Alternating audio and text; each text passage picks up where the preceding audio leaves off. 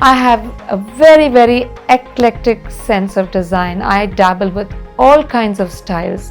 I love the 80s style of design. Do you know why? Because that point in time was a confluence of old and new.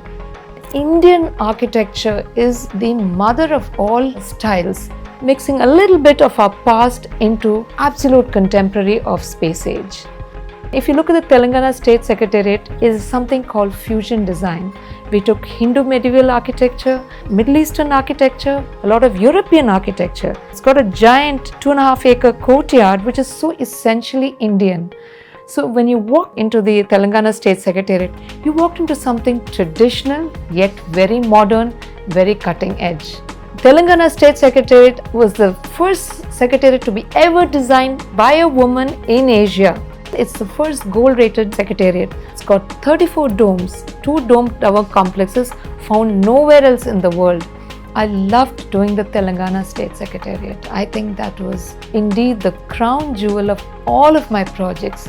So if you ask about the work I do, it's massive volumes of spaces. For example, the Telangana State Secretariat was 12 lakh square feet. We also designed a IT park which was about 40 lakh square feet.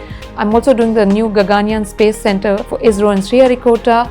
I also do small spaces which are just 1,000 or 2,000 square feet. So I think the fun in doing design is switching gears. I love switching gears. Not only does it come with volumes of spaces, square footages, areas, but also styles and designs. And that excites me very much. I'm so much into wood, but when I think of the 80s, for some bizarre reason, I think of mahogany. It's dark wood. It's got beautiful grain. And you can give it any different kind of finishes to it, and yet the beauty of the design pops up.